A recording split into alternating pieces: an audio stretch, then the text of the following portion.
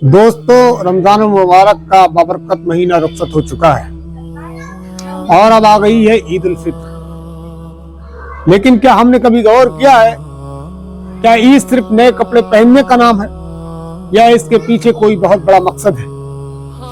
मेरे अजीज, जब ईद उल फित्र आती है तो लोग नए नए कपड़े पहनते हैं और तरह तरह की खुशियां मनाते हैं। आज हम जानेंगे कि ईद उल फित्र की हकीकत और फजीलत क्या है और उसकी अहमियत क्या है और ये क्या पैगाम लेकर आती है, क्या पैगाम ईद उल फित्र हमको देती है। ईद उल फित्र दरअसल मुसलमानों को अल्लाह ताला की तरफ से एक इनाम है जो उसको रमजान के रोजे रखने के नतीजे में मिलता है।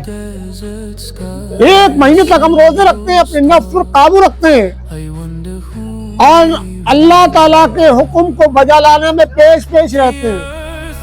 तो जब हम एक महीने तक अपने आप को भूखा और प्यासा रखते हैं, अपने नफ्स पर काबू रखते हैं, अपने आप को गुनाहों से बचा कर रखते हैं, तो इसके नतीजे में अल्लाह ताला हमें ये इनाम देता है, एक दिन खुशी का देता है और हमसे कहता है कि ये ईद का दिन है, इस दिन खुशियां मनाओ क्योंकि ये मैंने तुम्हारे लिए खुशियों का दिन बनाया है। ईद के दिन का असल मकसद है अल्लाह का शुक्र अदा करना। शुक्र इस बात पर अदा करना कि उसने हमको रमजान के रोजों को मुकम्मल करने की तौफीक अता फरमाई। शुक्र इस बात का कि रमजान के रोजे रखने के बाद फिर उसने हमें ईद की नमाज पढ़ने की तौफीक अता फरमाई। शुक्र इस बात का कि हमको ईद के दिन 2 रकात नफिल शुक्राने की अदा करने की तौफीक अता फरमाई। शुक्र इस बात का कि हमने रमजान के रोजे मुकम्मल किए, उसके नतीजे में अल्लाह ताला ने हमको एक दिन खुशी का दिया। शुक्र इस बात का। अपनी इबादत में खुशियां मनाइए।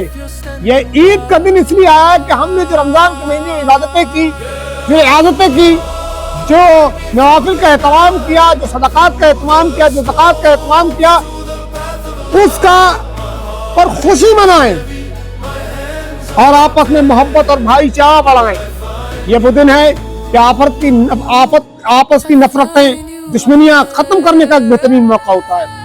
इस दिन इंसान अपने आप को अपने रब को सुपुर्द करता है और अपने रब से माफिया मांगता है कि रमजान के महीने में इंसान अपने दिल को पाक और साफ कर लेता है।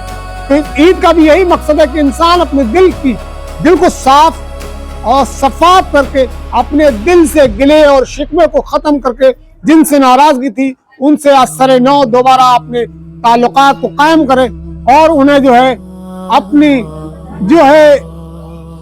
ईद की खुशियों में शरीक करें। बल्कि शुक्र और इबादत का दिन है ये शुक्र का भी दिन है और इबादत का भी दिन है। हदीस में आता है कि ईद का दिन जब होता है तो फरिश्ते सड़कों पर, चौराहों पर, गलियों में उन नमाजी और उन रोजेदारों के इस्तकबाल के लिए खड़े होते हैं और कहते हैं कि चलो अपने रब की मग़फ़िरत की तरफ, आज वो तुम्हें बहुत ज्यादा अता करने वाला है।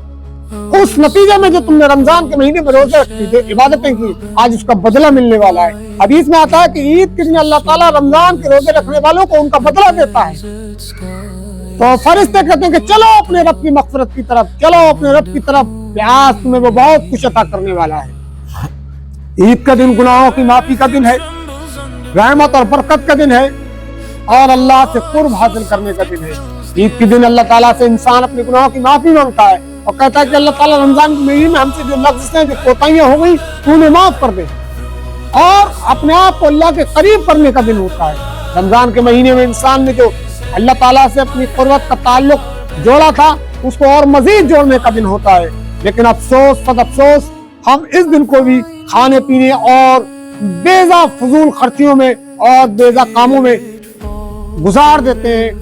हालांकि इसका मतलब ये नहीं कि ईद के दिन खुशी न मनाए, ईद का दिन है ही खुशी मनाने के लिए, लेकिन जायज तरीके से, हुदूदुल्लाह में रहते हुए, हुदूदुल्लाह को फलांगते हुए खुशी न मनाई जाए। लेकिन आजकल हमारा मामला यही है कि अक्सर लोग जो है ईद के दिन को खुशियों का दिन समझकर शैतान के हवाले अपने आप को कर देते हैं और तरह तरह की हरकतें कर गुजरते हैं, जबकि असल मकसद अल्लाह को राजी करना होता है। इससे पहले एक अहम काम ये भी है कि हम सदका फित्र अदा करें जिससे कि हमारे गरीब, मोहताज और मिस्कीन भाई भी ईद की खुशियों में शरीक हो सके।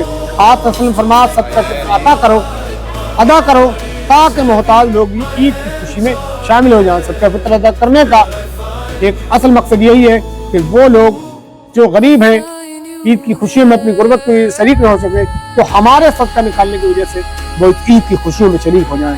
عید کے دن کی کچھ سنتیں ہوتی ہیں، وہ سنتیں انسان کو ادا کرنے کا بڑا ثواب ہے۔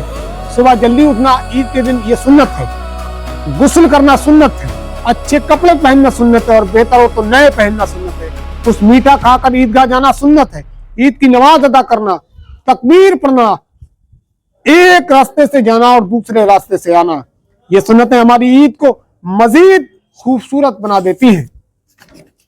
عید ہمیں سکھاتی ہے نفرت کو ختم کرنا، رشتوں کو جوڑنا، غریبوں کا خیال رکھنا۔ اگر آپ کا کسی سے جھگڑا ہے تو عید سے بہتر موقع اور کوئی نہیں ہو سکتا کہ اس جھگڑوں کو ختم کیا جائے۔